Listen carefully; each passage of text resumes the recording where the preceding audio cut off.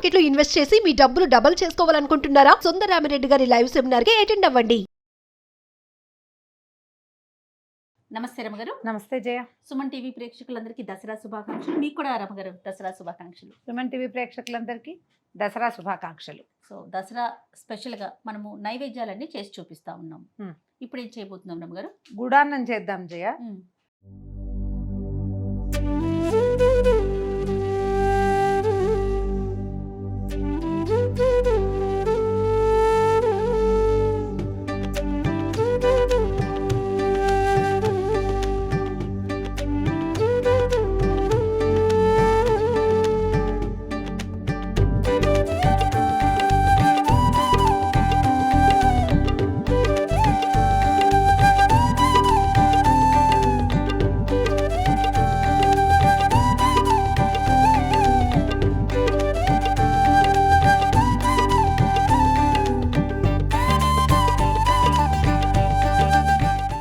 లలితా సహస్రనామంలో అమ్మవారికి ఇష్టమైన పదార్థాల్లో ప్రత్యేక నామం గుడాన్న ప్రీత మానస అని.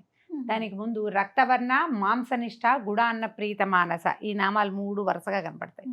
అమ్మవారు ఎర్రటి రంగు కలిగింది, మాంసనిష్ట, మానవ శరీరంలో ఉన్న మాంసంలో ఉన్న శక్తి అమ్మే మాంసనిష్ట అందులో ఉంటుంది. మనకి కండ ఉండాలి కదా, కండ ఉంటేనే కదా మనిషి. కండ కలిగిన వాడే మనిషి. ఆ కండలో అంటే మాంసంలో అమ్మ కొలువై ఉంటుంది.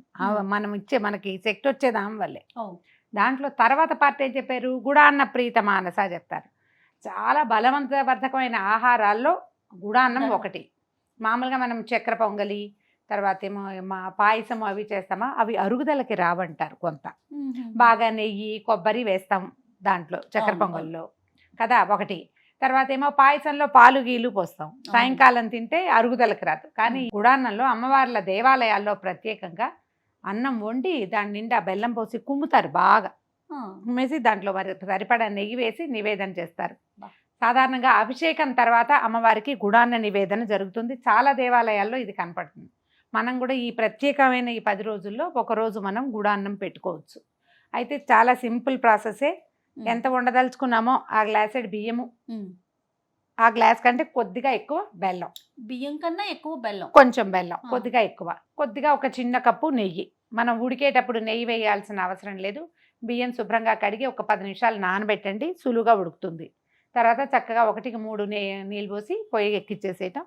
అన్నం ఉడుకు పట్టి బాగా మెత్తబడిన తర్వాత బెల్లం పోసేయాలి. దాంట్లో పోసేసి ఒక గరిటెతోటి కింద నుంచి పై దాకా కలిపేసి సన్నని మంట మీద మూత పెట్టి ఉడకనివ్వాలి. అంటే బెల్లంతో అన్నం ఉడుకుతుందన్నమాట. తర్వాత ఏముంది, దింపాక ఉడికిపోయినాక దింపి నెయ్యి వేసి కొంచెం ఏలక పొడి వేసి అమ్మవారికి నివేదన చేయటమే. చాలా సింపుల్ ఇది. కానీ దీని నివేదన, వినిమయము 2 అత్యవసరమైనవి. దసరా 10 రోజుల్లో ఒక రోజు తప్పకుండా ఇది చేసుకోవాలి. ఓకే అండి. బియ్యం ఆల్రెడీ 1 కప్పు బియ్యం కడిగి మంచినీళ్ళల్లో వేసి పెట్టాను. బియ్యం పెట్టుకుందాం స్టవ్ మీద. అన్నం ఉడుకు పట్టనిద్దాము. 1కి 3 నీళ్ళు పోసాను. ఉడికిన తర్వాత బెల్లం ఉడుకు పట్టినాక కొంచెం బాగానే ఉడుకు పట్టాలంటే ఉడికిపోతుంది. అన్నం ఉడికి మనం నీళ్ళు ఎక్కువ పోసాం. మామూలుగా 1కి 2.5 అలా పోసి సరిపోతుంది. 3 పోసాం కదా. అన్నం కొంచెం మృదువుగా ఉడకకపోతే బెల్లం తగలంగానే ఇక ఉడకటం మానేస్తుంది, బొణిగలుగా ఉండిపోతుంది. అలా కాదు, మృదువుగా అవ్వాలి మనకి. అందుకని ఉడకనివ్వాలి. ఓకే అండి. సరే, ముందు మూత పెట్టండి. పొంగొచ్చాక మూత తీస్తే సరిపోతుంది, లేదా ఇలా ఓపెన్గా ఉడకబెట్టినా సరిపోతుంది. కొంచెం విశాలమైన గిన్నె పెట్టుకోమన్నారా? మీకు ఇంకా ఈజీ మెథడ్ ఇంకొకటి చెప్తా. చిన్న కుక్కర్ ఉంటే కుక్కర్లో పోసేసి 1కి 2.5 అట్లా పోసేయండి. కుక్కర్ 3 విజిల్స్ రానిచ్చి మూత తీసాక బెల్లం వేసి కుమ్మేసి ఉడకనివ్వచ్చు. అది కూడా చేయొచ్చు. ఓకే, అన్నం చూద్దామా ఒకసారి. మనకేంటంటే చివరికి వచ్చాక మూత పెడితే ఏమంటే చక్కగా గుమ్మగా బాగా అవుతుంది అనమాట. లేకపోతే డ్రైగా అలా ఉంటుంది పై భాగం అంతా. అన్నం ఉడికిపోయింది చేయ. మీరు కావాలంటే ఒక్కసారి చెక్ చేసుకోవచ్చు. కొద్దిపాటి తడి ఉంది, ఈ మాత్రం తడి ఉన్నా పర్వాలేదు. అన్నం ఉడికితే కనుక మనం బెల్లం వేసుకోవచ్చు.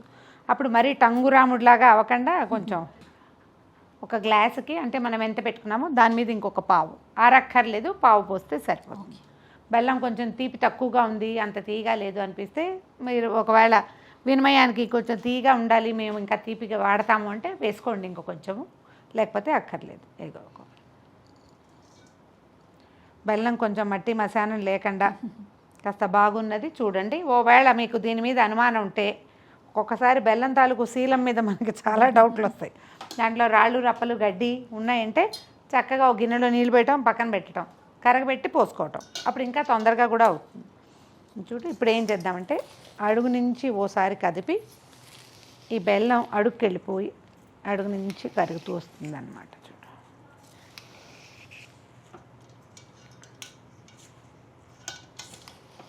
చిన్న పాత్ర అయితే ఇందులో సగం ఉండేవాళ్ళం చక్కగా. పాత్ర పెద్దది అయ్యేసరికి మీకు బెల్లం కరుగుతూ కనపడుతుంది వేడికి, అడుగు మాడిపోతుంది అలాంటి భయాలు ఏం పడక్కర్లేదు. ఒకసారి పైకి కిందకి కదపటం, ఒక నిమిషం పాటు మూత పెట్టండి. 1 మినిట్కి ఒకసారి, నిమిషానికి ఒకసారి కొంచెం పైకి కిందకి కదుపుకోవాలి. బెల్లం మొత్తం కరిగింది అని అనిపించగానే స్టవ్ ఆపేసుకోవటము, నెయ్యి తర్వాత ఏలకుల పొడి పెట్టుకోవటమే. అయిపోయింది జయ. బెల్లం అంతా కరిగిపోయింది, చక్కగా చెండులో వచ్చింది చూడు. మనం బియ్యానికి 3-3.5 అట్లా నీళ్ళు పోసుకుంటేనే మనకి ఇది వస్తుంది. ఇది కూడా మనకు 1 గంట అయ్యేసరికి టంగుగానే అవుతుంది. స్టవ్ ఆపేసుకుందాము. ఏలకాయల పొడి వేస్తాను, నెయ్యి వేసుకుందాం. మామూలుగా ధారాళంగా నెయ్యి వేస్తారు జయ, లేఖ్యంలాగా కనపడుతుంది. దేవాలయపు ఫీల్ వస్తుంది. క్లాక్ టవర్ దగ్గర సిద్ధి వినాయక దేవాలయం ఉందా, అక్కడ లోపల అమ్మవారి శివపరివారం అంతా ఉంది. శివపార్వతులు, వినాయకుడు, షణ్ముఖుడు, 4 గుడులు ఉండి వాటి 4 దేవాలయాలతో పాటు ఆంజనేయ స్వామి దేవాలయము, తర్వాత ఏమో మన నవగ్రహాలు, అవతల వైపు ఒక పెద్ద రావి చెట్టు కూడా ఉన్నాయి. ఈ అష్టమి నవముల్లో అమ్మవారికి అష్టమి నాడు అభిషేకం చేస్తారు. ఆ రోజు పొద్దున్నే ఇది నివేదన చేస్తారు. అక్కడ తెలుసుకున్నాను నేను ఎన్నేళ్ల క్రితమో. గుడానం ఇది పాయసం కాదే ఏమిటండి అని అడిగితే గుడానం, దాని మీద చదివాను 15, 18, 16 సంవత్సరాల క్రితం. ఒకనాటి అభిషేకం అప్పుడు తెలుసుకున్నాం అనమాట. అయిపోయింది. వేరే బౌల్లోకి షిఫ్ట్ చేసుకోవటము. ఏ పాత్రతో వండారో ఆ పాత్రే పెట్టే పద్ధతి ఉంటే కనుక చిన్న పాత్రలో చేసుకుంటే పైన నెయ్యి వేసి నివేదన చేసుకోవాలి, లేదా ఇంకొక పాత్రలోకి మార్చి కాస్త నెయ్యి వేయటం, నివేదన చేయటం. అదే బెల్లం ఎంత మంచి రంగు గల బెల్లం అయితే అంత బాగుంటుంది మనకి. ఇది రంగు చక్కగా వస్తుందన్నమాట. ఇటీవల ఒకరి ఇంట్లో పూజ అప్పుడు వెళ్తే పైన తేనె వేసి నెయ్యి వేసి అమ్మవారికి నివేదన చేస్తారట వాళ్ళ విధానం. గుడానంలో పైన తేనె కూడా వేస్తాము అని చెప్పారు. జీడిపప్పులు అవి సాధారణంగా వేయరు. మనం స్నేహితులు ఎవరైనా వస్తారు, ఇంకా ప్రసాదం రుచికరంగా కుదరాలంటే కాసిన జీడిపప్పులు అవి వేయించి వేసుకోవచ్చు, లేకపోతే ఇంత ప్లెయిన్ గుడాన్నాన్ని మనం నివేదన చేసుకోవచ్చు. ఘుమఘుమలాడే గుడాన్నం. ఓకే, అమ్మవారికి చక్కగా నైవేద్యం పెట్టుకొని ఒక దండం పెట్టుకుంటే అయిపోతుంది. మరొకసారి సుమన్ టీవీ ప్రేక్షకులందరికీ దసరా శుభాకాంక్షలు.